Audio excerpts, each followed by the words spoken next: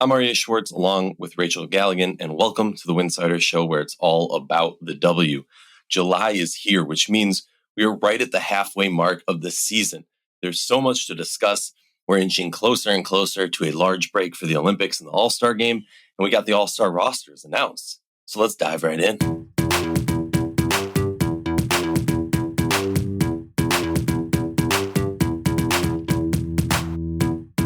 Welcome back to the show. Very excited to be here. The WNBA season is in full swing. It's been exciting. I can't remember the last time we were at a halfway point in the season where it was such a wide open race for the championship. It feels like no team is the clear favorite. Maybe that changes soon, and we'll get into that. But Rachel, give me real quick before we dive into our episode topics, kind of where's your mindset as we enter this halfway point of the WNBA season? Mindset is kind of like what you said. It feels very wide open. We have a very good understanding of who everybody is, what everybody's working with, we've seen teams kind of go through trends, whether they were hot to then cooling off, and then from, not being so great to then finding their rhythm. I think you see some places that are banged up. They're tired. They need some rest. I think going into the All-Star break, the Olympic break is going to be fascinating to see how some of these teams utilize that and how that type of schedule and some of the players who don't necessarily get a rest, utilize that time and how that's going to impact their bodies as well. But you're right, halfway point, I just think we have a pretty solid picture, but at the same time, still can't really predict what's going to happen. I mean, I don't know what the books are saying right now, but it really does feel very wide open. I think we're going to, here in a second, talk about our own opinion about some of the top teams in the league, but I think that's the most exciting part. This is wide open. And I don't want to say it's anyone's for the taking, but I would say it's about 5 teams for the taking. Yeah, and we'll get into it, maybe even less than 5 teams for the taking. Right. My daughter has joined us for this episode, so if you hear some random grunting and noises in the background, I apologize. She's just giving her input on the WNBA season. Well, my pug has joined us, so if you hear some random grunting, that's my pug. So. There we go. They're just they speak their own language. No, I'm completely with you on that. I think it's a very exciting time for the season. But honestly, it's something that I'd never thought of until you mentioned it just now. We're going to have to then analyze when we come out of this All-Star break how some of these players perform coming out of it. Because here's the thing. We see some of those players who look like they need a little bit of a break, that they're kind of starting to get a little tired a little bit quicker. Some of those players are on the All-Star team. Like, what's going to happen with Fee after an All-Star break? What's going to happen with an Alana Smith or a Bridget Carlton? What's going to happen with some of these players who are stars on their team? What's going to happen with an Ezzy? And then they come back. Are we going to see that same production, or are we going to see other players who are able to get rest time, right? I'm looking at a Connecticut Sun team who doesn't have as many people on the All-Star roster or on the Olympic roster. I'm looking at maybe a Seattle team or a Dallas. Like, there's so many teams that don't have key players playing during the Olympic period that you're going to get some rest. You're going to get time to heal and maybe see a late season push. Well, it almost is interesting because it's almost 2 seasons. It's almost 3 seasons for the people that are playing the Olympics. You're playing, this first half of the WNBA season. Everyone's in their rhythm now. Everyone's got their chemistry. Everybody's really kind of in a flow. We have a good idea of what they are. Okay, now you're getting ready to leave. We're going to take a break. You're going to go join another team, whether it's Australia, USA, whatever it may be, compete in the Olympics. And then you're going to come back, and then you're going to have to reintegrate back into that WNBA roster. It's going to almost feel like a new WNBA season, in my opinion. It's hard. It's hard to do that, to make those jumps from one flow to another, and then get that flow, and then try to come back. You don't just all of a sudden pick up where you left off. So that's going to be the most interesting thing to analyze here the next couple of months, how all that plays out. And honestly, I think looking at an Angel Reese, looking at a Caitlin Clark and Aaliyah Boston, these are players, not specifically to Boston because she's not coming straight out of college, but these are players that I think can benefit from this period of time where if they want, they can hit the gym 24/7, but you're not playing games. If you want, Caitlin Clark and Aaliyah Boston can be together getting ready for that second half push. And Angel Reese and Aaliyah Boston, they've been playing nonstop. And so to get this break is a huge benefit for these 2 young players who, honestly, say whatever you want. they're thriving in this league, right? They're both, we'll get to this, all-stars, but they're thriving in this league. And I think giving them a moment mid-season to stop, to catch reflect their a little breath, bit, because they catch haven't their had a breath. chance to. They haven't had a chance to yet. Exactly. And it's going to be such a, I think at least, it could be a huge, huge moment, a stepping stone for these young players. And it's not just them. Okay, there's other rookies too who can take advantage of this. And arguably too, we might see some of those rookies get more playing time. You know, I'm looking at Apili. Might get some more playing time coming out of the Olympic break, given what we just talked about, or possibly even going into it.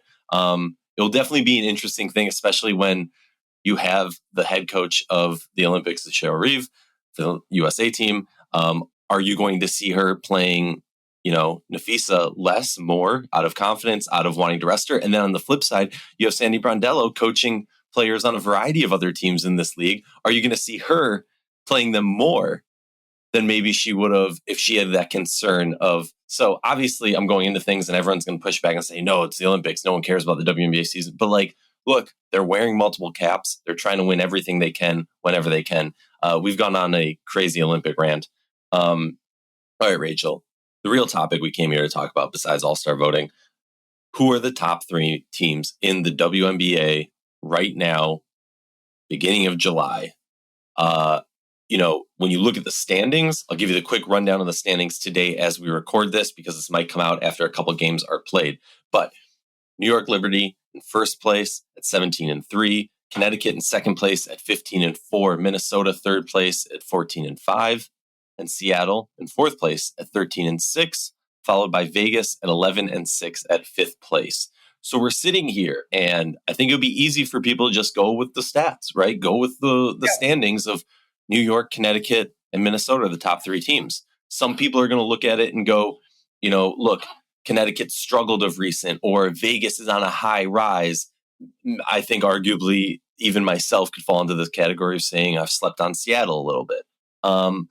Who are to you, or you don't even necessarily need to start by telling me who your top 3 are, but tell me kind of where your mind is when I say who are your top 3 and I list those 5 teams, because you could go with a lot of different combinations.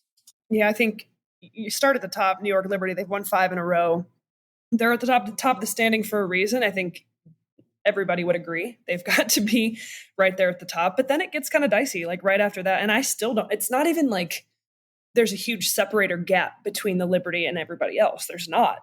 And I think in my mind, just from what I've observed the last couple of weeks and the way some of these teams are trending, even though they're 5th in the standings, they've won their last 5. So ever since Chelsea Gray came back, it's hard for me to not talk about the Las Vegas Aces. We're looking at this team that is starting to look more like the Aces team we have become accustomed to seeing. Yes, in large part, they've got their floor general, their leader, back. Still not 100%, still getting, you know, her game legs and, you know, minutes underneath her belt, but across the board, A'ja Wilson has been dominant all season long. We'll talk about her here in a little bit. But the play of Kelsey Plum has elevated. I just think this team is starting to look more and more like themselves, and it's hard for me to not have them in that top 3. So then, okay, you got New York, you got the Aces. This is almost like a kind of a little bit of a power ranking, I guess, is what we're doing in some ways. It's like power ranking meets kind of, rock, yeah, right? Like an in-between. You would think the Connecticut Sun, but I don't feel that right now. They've won 2 of their last 5. They've lost 3 of their last 5. The way this team seems to be trending the last week and a half, they're faltering a little bit now. They lost to the Aces. They lost to Seattle. They lost to Atlanta. I just feel like, okay, you look at the standings, and Connecticut clearly is 15-4. They're in second, but they had such a hot start. Is this team starting to kind of cool off a little bit? Are they starting to come back down to earth a little bit? I don't know that I could put the Connecticut Sun in that 3rd slot right now. For me, I think it is the Minnesota Lynx. I think they've got the nod. I've been really impressed with the Lynx all season long. They've been consistent now. They have lost 2 of their last 3. With a loss to New York, a loss to the Dallas Wings, which was a little bit surprising in my opinion. But when you're talking about, okay, they won 4 of their last 6. So when you look at it that way, it feels better than what Connecticut is doing. And when I'm looking at the product at the floor and what I've seen throughout the course of the season, I think Minnesota they're just a better team from start to now. Here we are on July 3rd when we're recording this. Do you agree with that, or would you switch anyone else out? Yeah, looking at it, I would. It's hard, and there's many different aspects that go into it. First of all, an aspect that I really love to look at when I'm ranking teams, especially at a halfway point or at like a milestone point, is the last 10 games. New York sitting at 9-1, obvious number one team, top dog in the league. Agree with you. There's not this huge gap. Then we flip it over and we're looking at Connecticut. They're 6-4 in the last 10, which is tied with Vegas.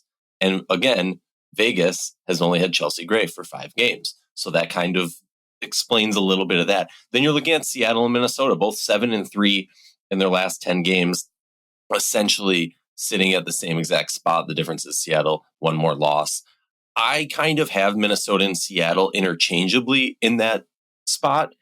I don't know necessarily. I think it's Vegas, and I don't know if I then go Minnesota and / Seattle and then Vegas, or if I go Vegas above. How much of a pass do I give now that Chelsea Gray is back and they're playing an elite level of basketball? I will say though, I think they're getting better.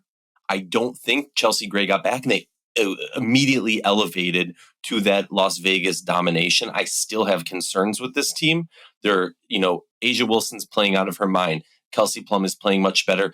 And the ripple effect of having Chelsea Gray back, I mean, I tweeted this out. We could do a whole episode on the Chelsea Gray effect and what that does for Vegas, because she allows Vegas to play in their correct positions. She allows their players to succeed by doing what they do best, as opposed to having to fill gaps when she's missing or play different roles. So I don't know necessarily what order I have it in, but when I get to Minnesota and Seattle, I have a tough time because they're two teams that have really, really good really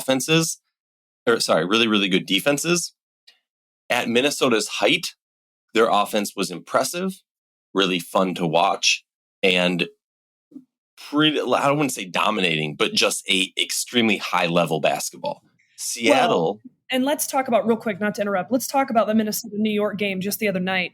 I mean, that game was neck and neck, back and forth. I mean, runs. It was a great game. It was coming down to the wire. And then you go out of nowhere on an 8-minute scoring drought. We haven't seen that from Minnesota all season long. Okay, so do you judge this team based on an 8-minute gap in the fourth quarter where they just disappeared? Because to me, I don't. Mm-hmm. Now, that's a loss that, I think in a coin flip that could have gone either way. But yeah, I agree exactly with what you're saying. No, but that's the thing about Minnesota is I don't judge them on the loss against New York at all, because that's going up against a top team, right? So losing against a top team is very different than losing against Dallas, who's sitting in last place. The Minnesota loss to Dallas, look, you can use the excuse of coming off the Commissioner's Cup. It was a day game, a day after Commissioner's Cup, exhausted, whatever, and teams who have played in the Commissioner's Cup and win often lose their next game. I think they're like 1-3, or now they're 1-4 after that, or whatever it is. They don't win. Statistically, they don't win coming out of the Commissioner's Cup. So that's a concern to me that they lost to Dallas, because if you're a good team, if you're coached by the best coach in the league, if you have this team that, as Reeve likes to say, we're not sexy, but we do the right things and we win the games, but you didn't there against the worst team in the league. So that is concerning. I'll flip it on its head, though, and say, look, I've seen Vegas and Seattle play bad games against bad teams also.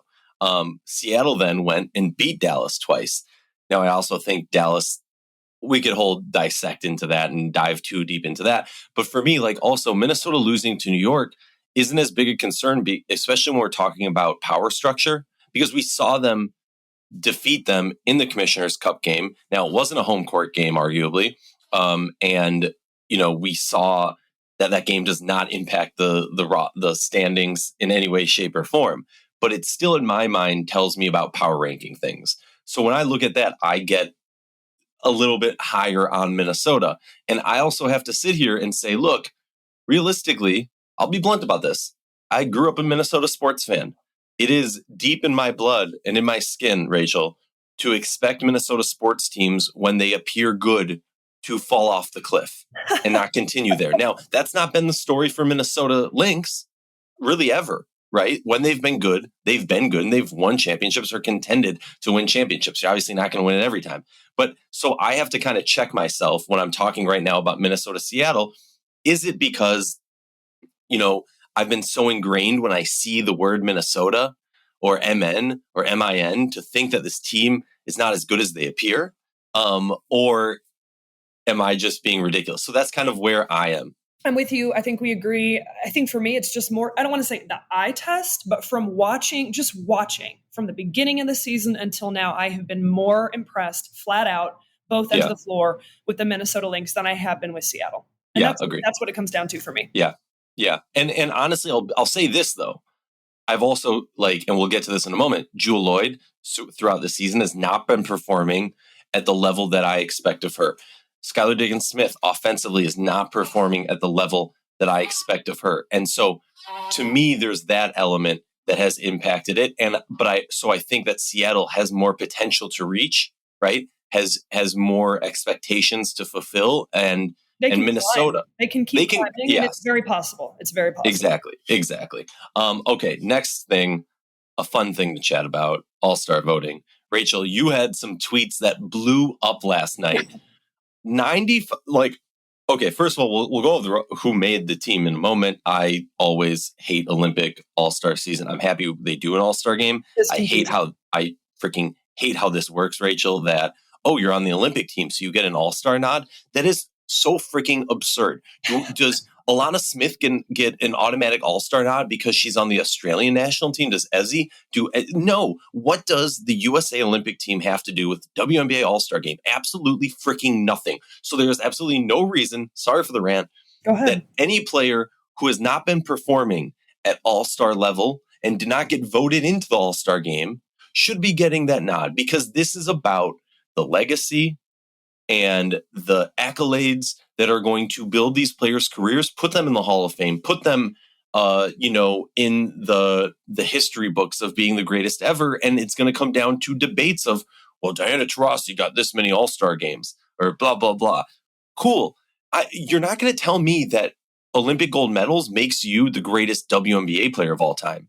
But you can make an argument when it comes down to it that, my player had this many more All-Star games than your player did. So that's why I think my player is a better WNBA player.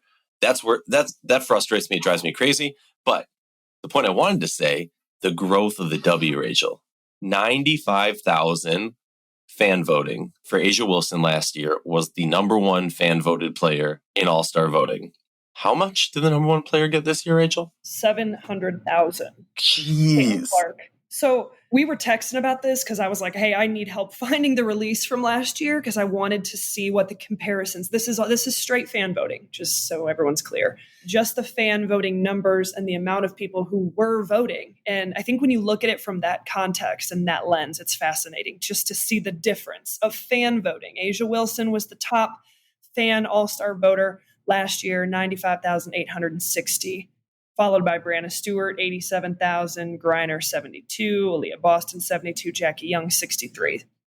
This year, the top 5 fan all-star voting breakdown, Caitlin Clark led the way with 700,000, Aaliyah Boston, 618,000, Asia Wilson, 607,000, Brianna Stewart. You guys get the point. So there's no way you can look at this and justify it and say, well, the fans were confused and did it. There's no way to argue against. The growth is there. The numbers speak for themselves. It's fascinating to see and that's crazy growth.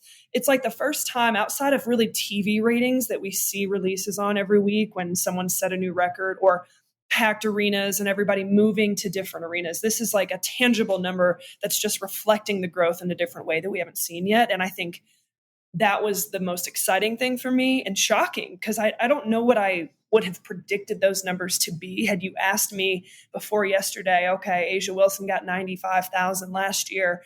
What do you think?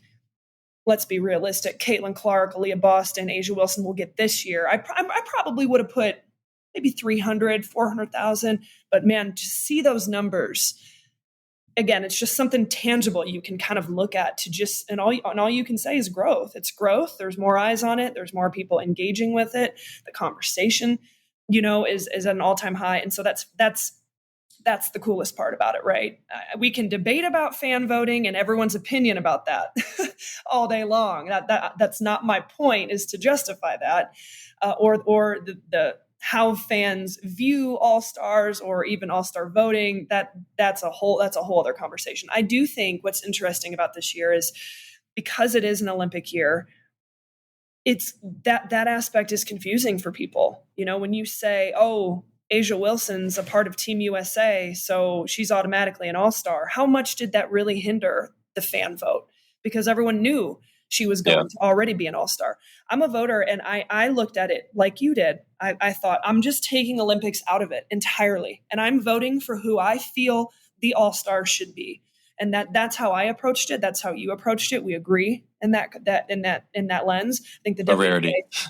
I know, right? The WNBA did a really good job of at least explaining the process of it. Okay, then the next 36 vote getters then went into basically a voting process with the 12 WNBA head coaches, and that's how the rest of the WNBA All-Star team was filled out. It's interesting, but you do have to look at those numbers with kind of like you can't just sit here and say, oh, like Aryeh Boston's more popular than Asia Wilson. I think a lot of people probably felt confused through the process and likely didn't vote for her as much as they would have if it wasn't an Olympic year. That makes sense. Do you agree, or do you think I'm off base here?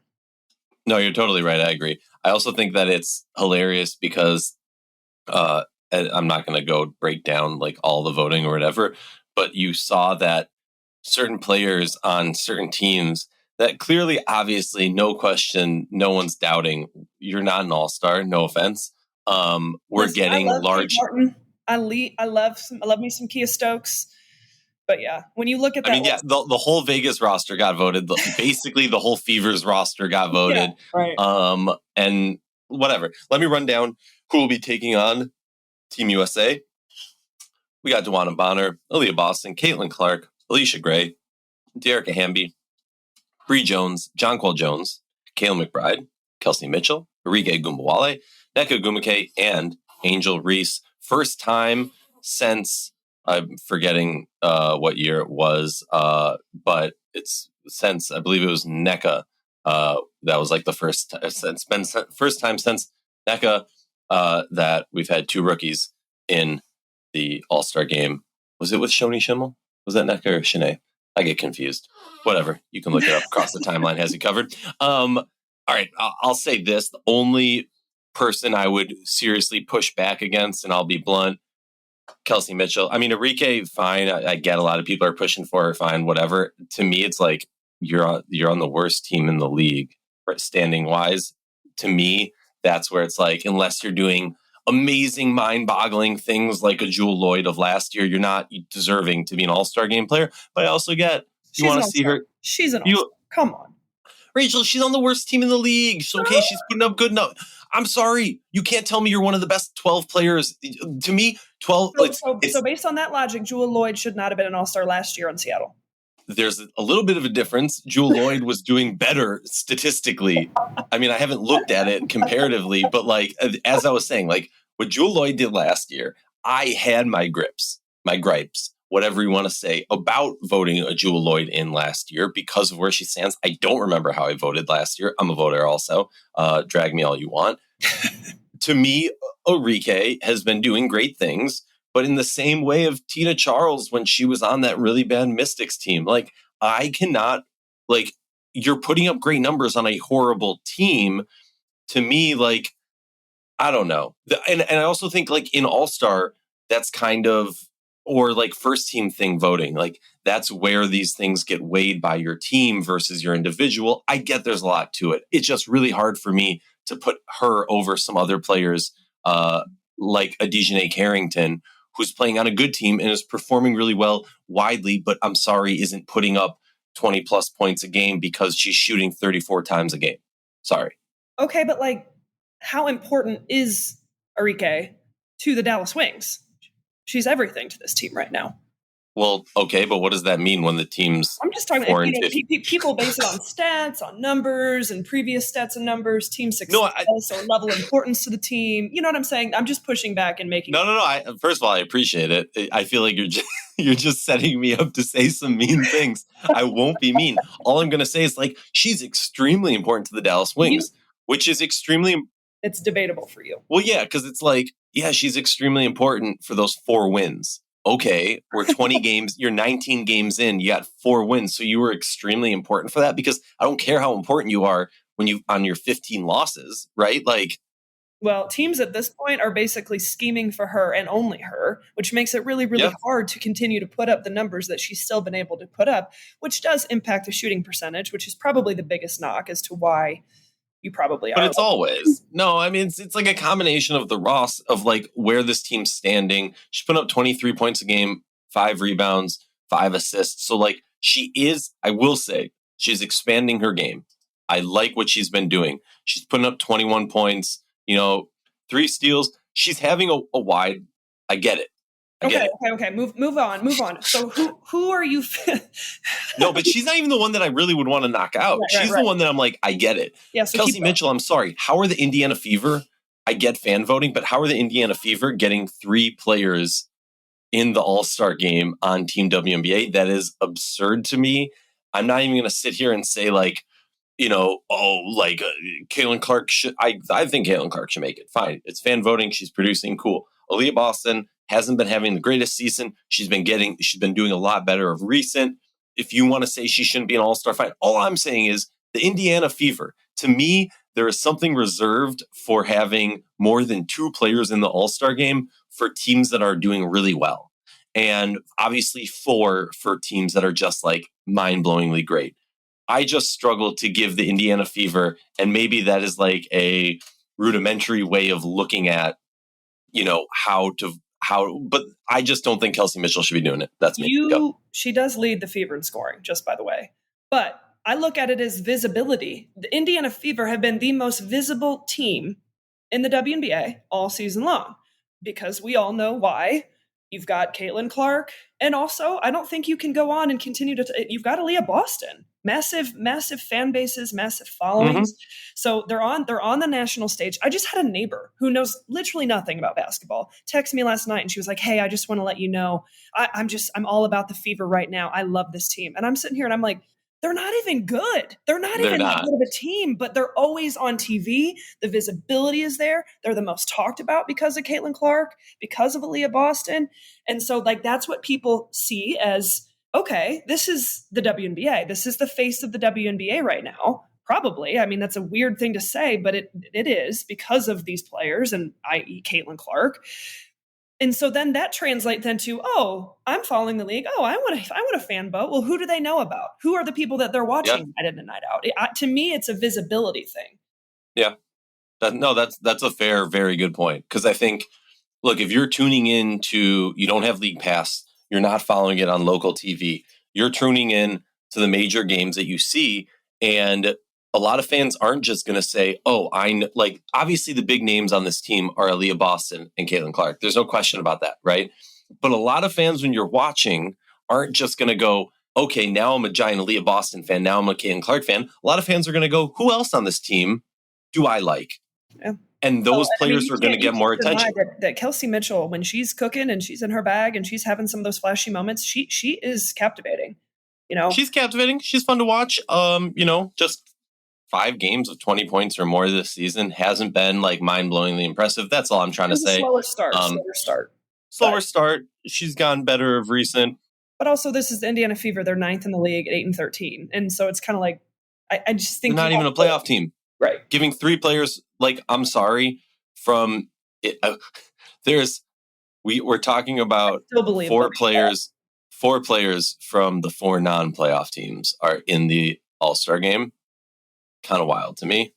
That's all I'm saying. But I think I'm excited for these teams to face off. I think it will be a good, fun matchup. Who are some of the biggest snubs, if you will? I mean, it's hard for me to swallow Carrington. Carrington, I got to look at the stats on that. I think she should have been there. Kennedy Carter, I think, is playing really well of recent. 15, 3, and 3 on the regular season, which obviously does not compare to Aryeh. So I'm not saying she should swap her out, but like, very comparable and arguably better than what Kelsey Mitchell's putting out there. Carrington is obviously someone, Ezi Megbagor, is a player who I think should have gotten more attention. Some people are pushing Skylar. I think Skylar's offense is kind of hampered. You can make an argument for Jewell Loyd, who, has struggled at points this season, is not, and honestly, even saying struggling is like, she's struggling for the expectations she's put. Yeah, struggling isn't the right word, but with a Jewell Loyd caliber player, there are insanely high expectations.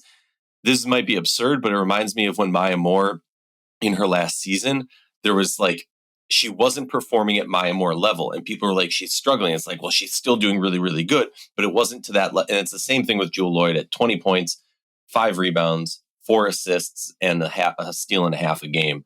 But obviously, fine. I just wanted to give some love to that because she was on Team USA, so she obviously wasn't going to be on WNBA side of it. Those are kind of the players that immediately stick out. I'm blanking because there was somebody else on mind. I literally just had Jewell Loyd's stats up. That's why I brought her up. But yeah, I would say Kennedy Carter and Ezzy and Dejanay are the 3. Alana Smith, also a player that I think should be getting a little bit more attention for what she's been able to do. I saw some people bring up Courtney Williams. I don't have her stats right in front of me, but she's just from an eye test perspective. To me, it's just like when we're doing all-star voting at the end of the day, when I look at the roster, it's different than voting. But when I look at the roster, I look at it and I go, if you're one of like the good teams, you should be getting 3 players. And so that's kind of where I look is like, okay, this team already has 2, maybe move on to a different team. If we're going to be giving 3, if we're giving so many players to teams that aren't in the playoffs as of right now, why aren't we looking at Kennedy Carter? We're ranting. We're rambling. Oh, I love That's what happens. That's what we're here for. We've been doing this segment called WNBA Dominators, and it's kind of been and we're kind of pointless struggling today. Because it's pointless because it's A'ja Wilson. And like A'ja Wilson, 27 points per game, first in the league. 11 rebounds per game, second in the league to Angel Reese. Shout out to Angel Reese, a rookie leading this league in rebounds. Impressive, amazing, lots of love. 2.5 blocks a game.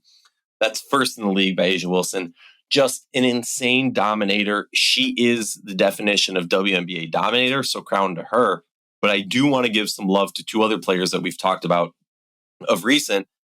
Kennedy Carter, 26 points, 4 assists, 2 steals, and shot 68.8% in that win, 85-77 last night against Atlanta. A big, big game. Honestly, shocking to me when a game happens and she gets 0 rebounds. And then Jewell Loyd, I just want to throw this out. In her last 3 games, 34, 30, and 25, is Jewell Loyd back? Are we finally seeing Jewell Loyd produce the offensive production that we kind of expected going into it with the tools that this offense has? Did that 1-point game rattle her enough to just kind of ignite this? Yeah. And I want to go back and talk a little bit more about Kennedy Carter, just the production of Carter. Last 5 games, 26, 15, 20, 23, really coming on hot as of late. I think Carter, again, we're talking dominators, and the only one that you and I equally agreed upon putting in that category was A'ja Wilson. When we did this last time, I think we had Kayla McBride from a standpoint of her 3-point shooting. She has since cooled off. At the time when we did that, she was shooting, I believe it was like 51%. No, it was more. It was like 53%, Rachel. It was insane. Yeah. Okay. Has now since cooled off, is shooting about 44%. Still very efficient, but not what it was. You don't get to be in the dominators category anymore. I think Jonquel Jones, we were talking about for a period of time because was really like, wow, like looking like MVP Jonquel Jones there. Well, last few games, okay. The win against Minnesota last night dropped 21, but 2 games before that against Atlanta had 5, 3 against Minnesota before that. Definitely feels like she cooled off a little bit. You don't get to be in the dominators conversation, at least this time around. If you cool off, you're not a dominator. Sorry. I feel like the other person I want to give a little bit of love to, if we're talking about single game productions, Kelsey Plum coming off a season high against, who did they play? Oh, the Indiana Fever, dropped 34 points. Plum, I don't want to say was like, it's hard to say someone's struggling when, they're averaging what they average, what she averaged this season. I think she's averaging, she's putting up a 18, nice amount, but she was playing 18, out of position. But yeah, playing out of position, just looked a little bit uncomfortable for the majority of the season so far. So it'll be interesting. She's on my watch list. Does Kelsey Plum start to really heat up here and get going, kind of ignited by that 34-point game. I think for me, the only other one that I would put in this conversation in terms of potential dominators along with Asia Wilson, and it's not even on the same playing field, is Sabrina Ionescu. 17 points. The Atlanta game, she only had 10, but before that had a dominant streak where against Minnesota, 23, against Atlanta, 26, LA, 24, LA, 31. Was averaging, I think it was like 29 points, 28 points there for a period of time. And so I think Sabrina's playing some of the best basketball of her career this year. And I think it's important to make note of that. She's putting up the best numbers as of right now, as it stands, assist numbers, shooting percentages, right on the border, like right around there, not shooting it as well as she did last year. But like Sabrina deserves to be in the conversation at least, but I can't have anyone else, even if you broke it down statistically. Double doubles, I guess, you could say Reese deserves to be in some of that conversation. Look, and this is a conversation that I'll tease for a later discussion that we'll have, but like Angel Reese is doing amazing things. Cannot take away from the double-double streak. Her rebounding, electric. She obviously is expanding her post moves. Love to see that. Her game is growing. The downside, she's shooting a bad percentage, just flat out bad percentage from a high percentage spot. And I'm not saying because she's big. I'm saying because the locations at where she's shooting her shots are high percentage shots where the good players, the best players, and the middle to top players are shooting at least around 50% plus from those locations. And she's shooting 40%, which is around what guards are shooting, and guards are letting it rip from everywhere on the court. So I think there's a lot to digest there, not to take away what she's doing, because what she is doing is excelling at what she's good at. But that doesn't mean there aren't aspects of her game that she needs to grow. We'll dive into that later. But I had something that I totally lost now. Oh, I do want to say 11 game streak double doubles. Is that what it is? Oh, now? It's wild. She almost didn't get it against Minnesota, and then a stupid foul as time was expiring got her to the free throw line to allow her to get it. But props to it, because you know what, keep that streak alive. Love it. And look, she should be getting a bonus or something for this streak. The thing I want to say about Sabrina, yes, playing really, really good. Sabrina, a player who also has benefited, I think, from being around these other superstars, because the spotlight isn't fully on her. She's able to grow. She's able to expand her game and get that much better day in and day out. Rachel, you know how we love to end our episodes. Who's your GOAT? I'm not ready. Oh my gosh, I'm not ready. Just because we were talking about her and the jersey's right hanging behind your head right now, Simone Augustus. Love it. Bada boom.